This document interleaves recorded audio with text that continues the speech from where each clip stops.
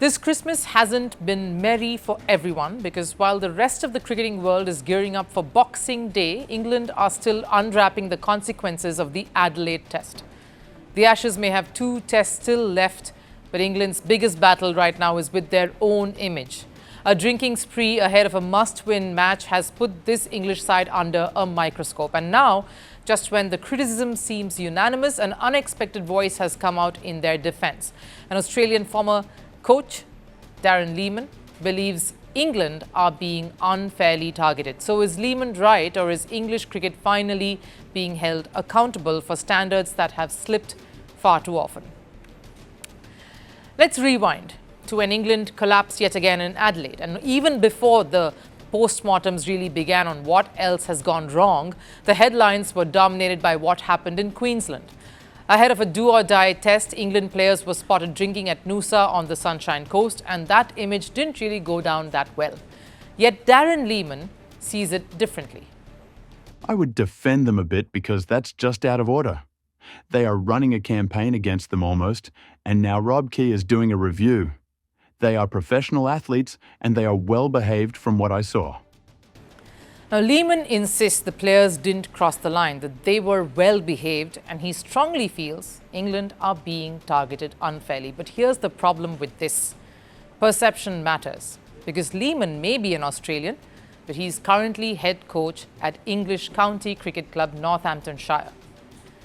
So it is difficult to perceive him going against this ecosystem, an ecosystem that he himself is now part of. Because here's the truth, no matter what anyone says, the visuals told a rather disturbing story.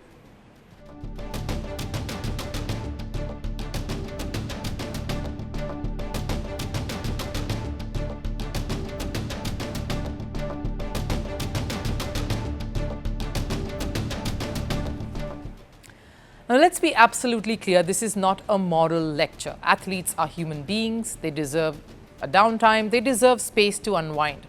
No one is saying sports persons should live like monks.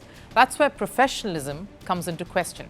Taking ownership of one's act, even if the scoreline had been different. The lack of respect shown by this English side would have still been the headline. And this time, even England's own leadership didn't really defend them.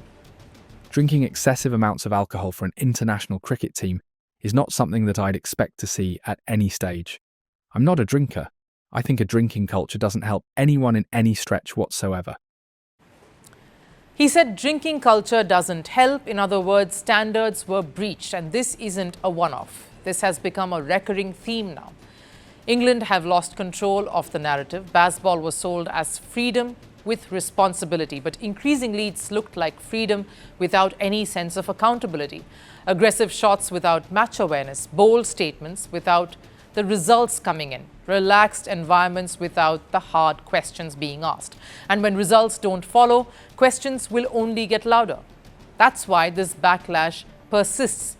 Not because England lost, but because England doesn't seem to think much of it and comes across just as unbothered as they were before the series even began. Yes, you could say optics, but I say a lack of awareness. And this debate has now opened the doors to something even bigger. Should there be a difference in coaching personnel now? I think Ravi Shastri should become England's next head coach. You have to think, who exactly knows how to beat Australia?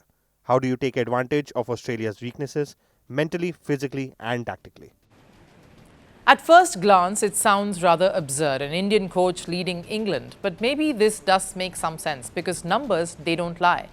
Ravi Shastri was coach at a time when overseas wins were built on mental toughness and adaptability. Shastri didn't win by reckless aggression.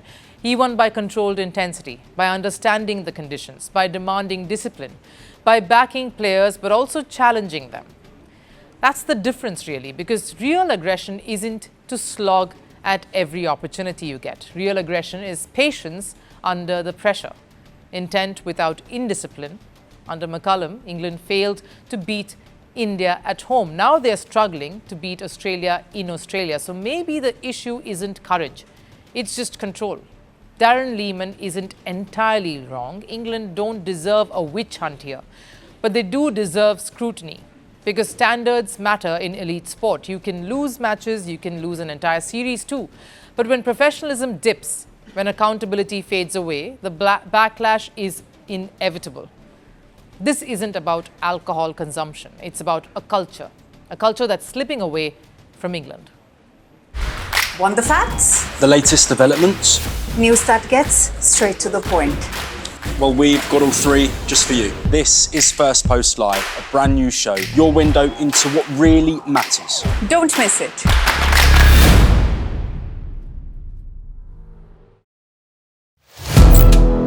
Firstpost now available in 9 languages on YouTube. English, Stands at $36 trillion. French, Le FMI, comme German, Geschäftsführenden Direktor, Hindi, $30 trillion ka karjo. Indonesian, Pemerintah tanpa pemeriksaan. Italian, Sekali radikali. Japanese, $4 trilhão. Portuguese, Por causa do próprio balanço patrimonial. Spanish. Beautiful bill. Go to Settings, click on Audio Track and select the language of your choice. Be the first to know what's happening around you in your first language. Firstpost.